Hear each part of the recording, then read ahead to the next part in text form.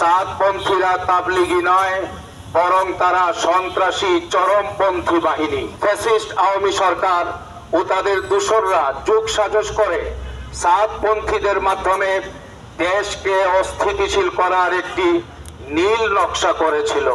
আগামী বৃহস্পতিবার সকাল 9টা থেকে অনির্দিষ্ট সময়ের জন্য কাকরাইল এবং কাকরাইলের আশপাশের এলাকা জুড়ে অবস্থান কর্মসূচি ঘোষণা করেছেন। আপনারা নিশ্চয়ই অবগত আছেন যে বিশ্ব ইজতেমার টঙ্গীর মাঠ রক্ষণাবেক্ষণের দায়িত্ব বিগত বৎসরগুলোতে শুরাই নিজামের উপর সম্পূর্ণরূপে ন্যস্ত ছিল। কিন্তু বড় পরিতাপের বিষয় যে গত 17ই ডিসেম্বর 2024 ইংরেজি রোজ মঙ্গলবার গভীর রাতে টঙ্গী ইজতেমার মাঠে আসন্ন বিশ্ব ইজতেমার জন্য মাঠ প্রস্তুতি ও মাঠের পাহারার দায়িত্বে নিয়োজিত তাবলিগ জামাতের সাথী ও মাঠে অবস্থিত মাদ্রাসার কোমলমতি শিশু এবং তাদের শিক্ষকদের উপরে বিনা কারণে সাদপন্থীরা বর্বরচিত ও পৈশাচিক হামলা চালায়। রামদা, কিরিচ, ছুরি, লোহার রডের মতো ধারালো অস্ত্র দিয়ে ঘুমন্ত ও নামাজরত নিরীহ নিরস্ত্র তাবলিগের জামাতের সাথীদের উপর অতর্কিত হামলা চালায় তারা। ইতিহাসের এই বর্বরচিত হামলায় শুরাই নিজামের 3 জন সাথী নিহত এবং শত শত সাথী মারাত্মকভাবে আহত হয়।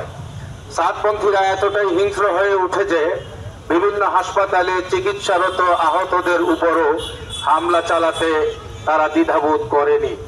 প্রিয় সাংবাদিক বন্ধুগণ, সাদপন্থীরা একই কায়দায় গত 2018 সালের 1 ডিসেম্বরেও একতরফা আক্রমণ চালিয়ে প্রায় 5000-এর মতো তাবলিগ জামাতের সাথী ও ছাত্র শিক্ষকদেরকে রক্তাক্ত করেছিল। এতেই প্রমাণিত হয় যে সাদপন্থীরা তাবলিগি নয়, বরং তারা সন্ত্রাসী চরমপন্থী বাহিনী, যারা গত 17 তারিখ দিবাগত রাতে হত্যাযজ্ঞ চালিয়েছিল। তাদের মূল হুতা সহ অনেকের নামে মামলা হয়েছে, কিন্তু দুঃখের সঙ্গে বলতে হয় আসামিদের গ্রেফতার করে আইনের আওতায় আনার ব্যাপারে দৃশ্যমান কোনো অগ্রগতি এখনো দেখা যাচ্ছে না। দুঃখের সঙ্গে আরো বলতে হয় যে 17 তারিখের কালো রাত্রে টঙ্গীর মাঠের দায়িত্বে থাকা আইন শৃঙ্খলা বাহিনীর ভূমিকাও সকলের কাছেই প্রশ্নবিদ্ধ হয়ে আছে। অবস্থার দৃষ্টি মনে হচ্ছে ফ্যাসিস্ট আওয়ামী সরকার ও তাদের দূষররা যুগ সাজস করে সাদপন্থীদের মাধ্যমে দেশকে অস্থিতিশীল করার একটি নীল নকশা করেছিল। তাদের এই নীল নকশা বাস্তবায়নে পার্শ্ববর্তী একটি দেশ এবং ইসরায়েলের প্রত্যক্ষ মদদ রয়েছে বলে কিছু জাতীয় দৈনিকে ফলাও করে প্রকাশিত হয়েছে। প্রিয় সাংবাদিক বন্ধুগণ, এহেন পরিস্থিতিতে আমাদের দাবি হচ্ছে, নাম্বার 1, বারবার আক্রমণকারী এই সন্ত্রাসী সাদপন্থীদের সকল কার্যক্রম রাষ্ট্রীয়ভাবে নিষিদ্ধ করতে হবে এবং 2018 সালের 1 ডিসেম্বরের হামলার সাথে জড়িত সকল আসামিদেরকে দ্রুত গ্রেফতার ও বিচারের আওতায় আনতে হবে।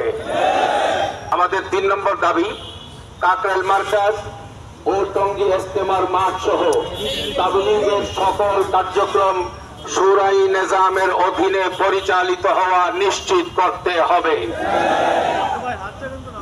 সবশেষে একটি গুরুত্বপূর্ণ বিষয়, সেটি হচ্ছে 17ই ডিসেম্বর গভীর রাত্রে ঘুমন্ত ও নামাজরত সাথীদের উপর সাদপন্থী কর্তৃক এই জঘন্য হামলাকে 2 গ্রুপের সংঘর্ষ হিসাবে প্রচার করা থেকে বিরত থাকার জন্য আপনাদেরকে আজকের এই সংবাদ সম্মেলন থেকে বিরতভাবে অনুরোধ করছি আমরা।